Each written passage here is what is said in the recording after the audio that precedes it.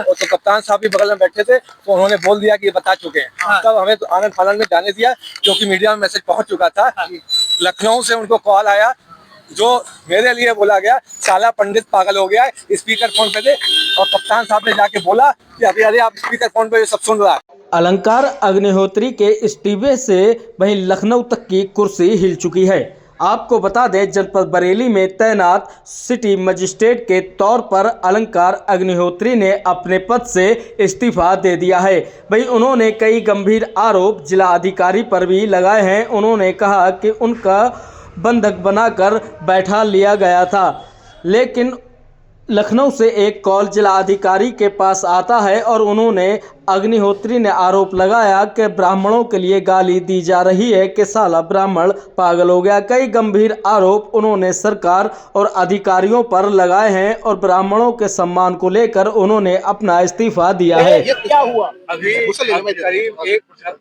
करीब 1 घंटे पहले जिलाधिकारी महोदय जो बरेली हैं, श्री अविनाश सिंह जी, उन्होंने वार्ता के लिए मुझे बुलाया। तो मैं उनकी आदर सत्कार करते हुए, क्योंकि वो हमारे अभिभावक भी रहे हैं और अधिकारी, हमारे सीनियर अधिकारी हैं, मैं वहाँ पर गया।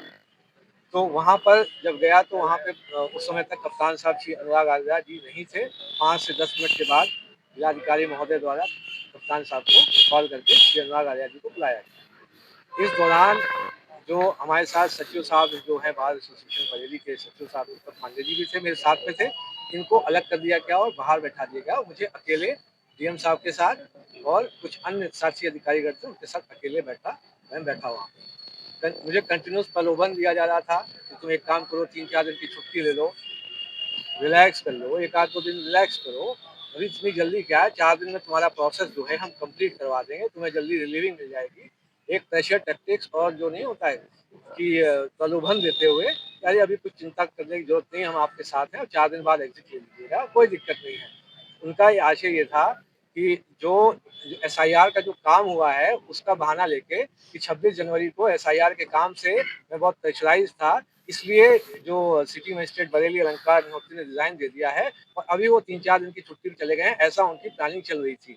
इस बीच करीब 20 मिनट पहले, क्योंकि मैं अभी 10-12 मिनट पहले आया हूँ, करीब 25 मिनट पहले संभवतः लखनऊ से एक कॉल आया। कॉल आते ही उस समय तक डीएम साहब और कप्तान साहब अगल बगल बैठे थे। डीएम साहब उठकर बगल वाले बाथरूम में चले गए। बगल वाले बाथरूम में वो स्पीकर फोन पे थे।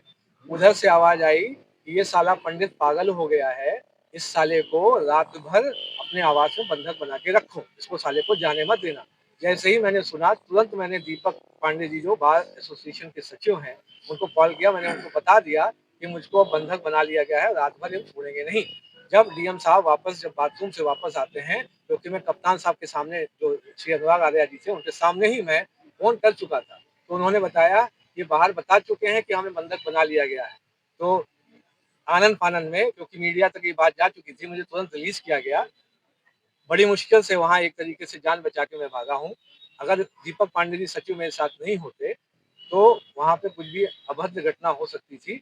और ये आपको पता पड़ना है कि जिलाधिकारी महोदय को करीब 20 मिनट पहले इस लखनऊ के किस नंबर से कॉल आया है, जिसमें वो ये बोल रहे हैं साला पंडित पागल हो गया। आपसे मकान खाली करने को कहा है? मकान इसलिए अब खाली करना पड़ेगा क्योंकि जो है यहाँ पे अब खतरा है।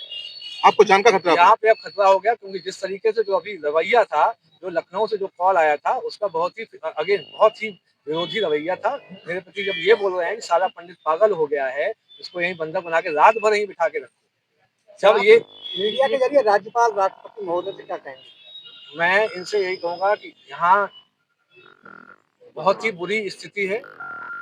एक स्वविवेक से कोई व्यक्ति अगर रिजाइन करके हट रहा है, एक अपने समाज की आवाज उठाना चाहता है, उसको दबाया जा रहा है।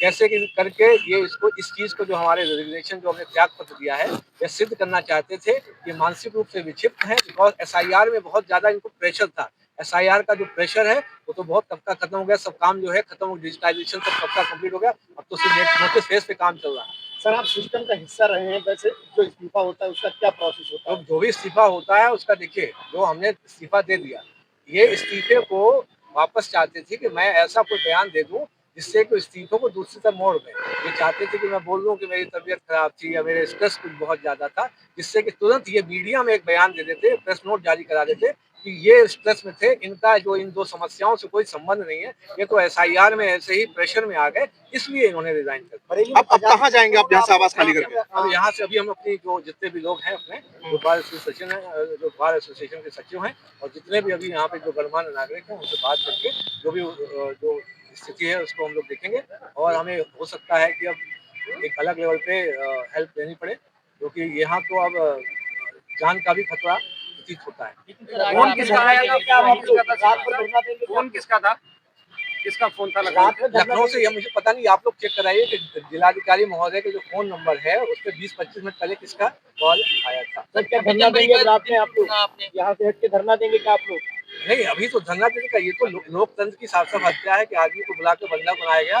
यदि सचिव साहब नहीं होते, मेरा कॉल सचिव साहब को नहीं लगता तो मैं वहाँ रात भर बंधक रहने वाला। क्या बंधक बनाने की आप बात कर रहे हैं कि कोई एफआईआर दर्ज कराएंगे आप जिन लोगों ने आपको बंधक बनाया? अब ये तो कप्तान साहब जाने, कप्तान साहब बगल में बैठे थे, सब सुन रहे थे। कप्तान साहब स्वयं उठ के फिर बाथरूम के अंदर गए। क्या कोई लिखित शिकायत देंगे कप्तान? मैं आपको बोल रहा हूँ, तो आपके सामने बताऊँ। कप्तान साहब उठकर जब पता चल रहा है, वो मुस्कुराते कि तो सब सुन रहे हैं। वहाँ पूरे जो है एडीएम प्रशासन, मैडम भी मौजूद थी, एसडीएम सदर मौजूद थे और जो एडीएम जे है वो मौजूद थे और एडीएम सिटी मौजूद थे। उन सबको मुस्कुरा रहे तो खुद मुस्कुराने लगे जब वो जो वहाँ से कॉल आ रहा था स्पीकर फोन में, जो बाथरूम के अंदर बात कर रहे हो, साफ साफ सुनाई दे रही थी। तो कप्तान साहब उठ के सोचिए बाथरूम के अंदर गए बताने कि भैया स्पीकर फोन से हटा लो। सर आगे अब क्या कदम होगा आपका? क्या स्टेप है वो वही क्लियर है? वही स्टेप क्लियर है और बड़े विवेक के साथ, ठीक है, वो स्टेप लिया गया। ये मकान को खाली कर रहे हैं या मकान इसलिए खाली करना आप जो जरूरत होगी क्योंकि यहाँ जान के खतरा प्रतीत है। नहीं, आपसे खाली करने के लिए कहा गया है। खाली करने की क्या, मैंने तुरंत बोला।